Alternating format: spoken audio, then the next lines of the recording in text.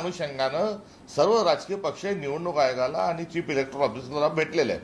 त्यामुळे यात आघाडीचा युतीचा असा कुठल्याही प्रकारची चर्चाच त्या ठिकाणी शक्य नसल्यामुळे ह्या सगळ्या चर्चा ज्या आहेत त्या अनावश्यक आहे असं वाटतं. पण तुम्ही या शिष्टमंडळासोबत जाण्याऐवजी तुम्ही दिल्लीला जाणं पसंत केलं. काँग्रेसचे प्रतिनिधी म्हणून आम्ही त्यामध्ये सहभागी झालो आणि राष्ट्रीय अध्यक्षांच्या समवेत जर 14 तारखेला जर बैठक त्या ठिकाणी मला बोलवलं जातं आणि काही पक्षाचा जो नियमित भाग आहे बैठकीचा त्या अनुषंगाने मला जर दिल्लीला त्या ठिकाणी बोलवलं जातं तर मी दिल्लीला जाणं हे देखील स्वाभाविक आहे.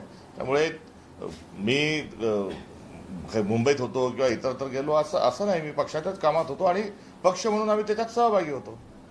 संजय राऊतांनी यापूर्वी कुठल्याही काँग्रेस नेत्याबद्दल थेट पत्र लिहून तक्रार केलेली नव्हती. तुमच्या बाबतीत मात्र असं पहिल्यांदाच घडलेलं पाहायला मिळतंय की तुमच्या सोबत महाविकास आघाडीमध्ये असणाऱ्या शिवसेनेनं काँग्रेसची तक्रार केलेली आहे.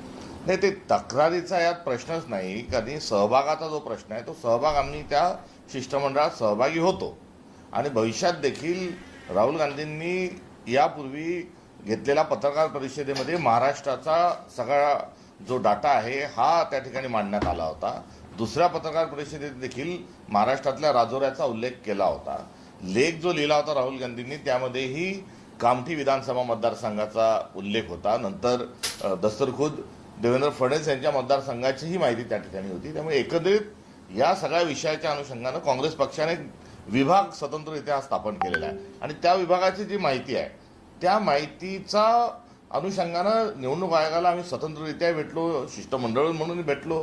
जी आमची माहिती आहे ती आमच्या मित्रपक्षांसोबत अर्थात उद्धव युबीटीच्या सोबत आणि शरदचंद्र पवार साहेबांच्या राष्ट्रवादीसोबतही आम्ही ती सगळी शेअर केलेली आहे. महाराष्ट्राच्या 288 मतदारसंघाचा जो डुप्लिकेट नावं असल्याचा ट्रिप्लिकेट नावं असल्याचा डाटा आहे तोही आमच्याजवळ उपलब्ध आहे.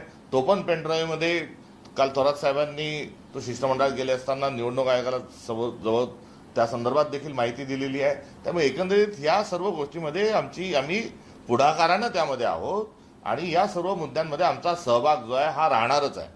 सर, पण आपण काल पाहिलं की निवडणूक आयोग